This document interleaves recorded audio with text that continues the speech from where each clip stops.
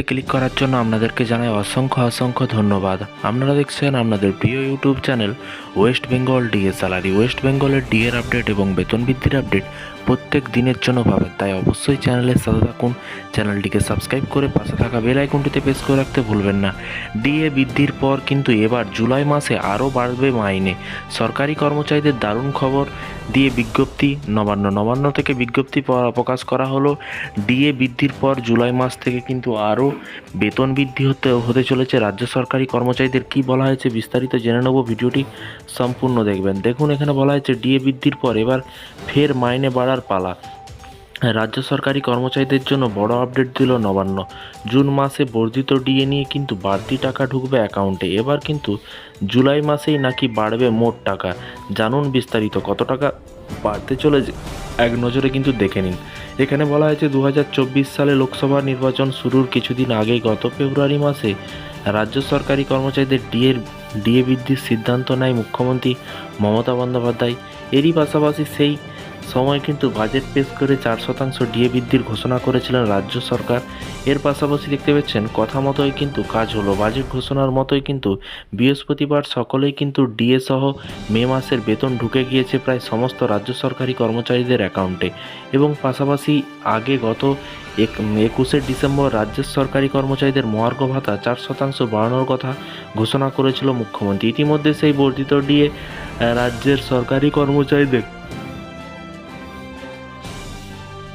পকেটে ঢুকতে চলেছে। এবং এর পাশাপাশি সরকারি কর্মচারীরা এতদিন কিন্তু মাস শেষে একদিন আগে কিন্তু বেতন পেয়ে গিয়েছেন, যা নিয়ে কিন্তু কার্যত খুশি রাজ্য সরকারি কর্মচারীদের একটা অংশ।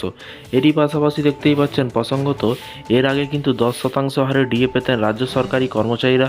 বর্তমানে তা বেড়ে হয়েছে কিন্তু 14%। বিগত সময়ে 3 দফায় কিন্তু ডিএ বৃদ্ধির পর বর্তমানে 14% হারে কিন্তু মহার্ঘ ভাতা পাচ্ছেন রাজ্যের সরকারি কর্মচারীরা। যদিও কেন্দ্রীয় হারে মহার্ঘ ভাতা দেওয়ার দাবিতে কিন্তু অনড় সরকারি কর্মচারীদের একাংশ, রাজ্যের বাজেটের দিনও কিন্তু সরকারি কর্মচারীদের আরও 4% ডিএ বৃদ্ধির কথা ঘোষণা করা হলেও কিন্তু তাতে একবারেই খুশি নন তারা। সামনে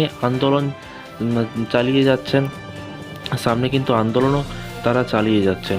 এরই পাশাপাশি দেখতেই পাচ্ছেন নবান্নের সূত্রের খবর, গতকাল সকাল 9টা থেকে 9:30-র মধ্যে প্রায় অধিকাংশ সরকারি কর্মচারীদের অ্যাকাউন্টে টাকা ঢুকে গেছে। সকাল সেই মেসেজ পেয়ে গিয়েছে সকলেই।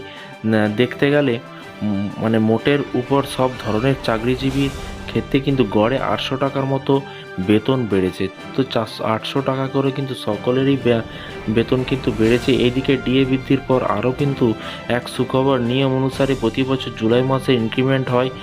প্রতি জুলাই মাসেই কিন্তু ইনক্রিমেন্ট হয় সরকারি কর্মচারীদের। বেসিক পের উপর 3% বেতন বাড়ে। ফলে এই মাসেই কিন্তু পাশাপাশি আগামী মাসেরও ফের কিছুটা বেতন বাড়বে রাজ্য সরকারি কর্মচারীদের। তো ফ্রেন্ডস, আপনারা চিন্তা করবেন না, দেখতেই পাচ্ছেন বেতন কিন্তু এই জুলাই মাস থেকেই কিন্তু বেতন প্রত্যেক বছর কিন্তু ইনক্রিমেন্ট হয়। এই বছরও সেম হবে, তখনই কিন্তু আপডেট পাবেন কত পার্সেন্ট হবে। সমস্ত কিছু আপডেট পরবর্তী ভিডিওতে পাবেন। চ্যানেলের সাথে থাকুন, চ্যানেলটিকে সাবস্ক্রাইব করে পাশে থাকা বেল আইকনটিতে প্রেস করে রাখুন। আপনাদের কোনো মতামত থাকলে নিচে কমেন্ট বক্সে কমেন্ট করে জানাতে ভুলবেন না। ভালো থাকবেন, সুস্থ থাকবেন এবং নিজের খেয়াল রাখবেন। Thank you.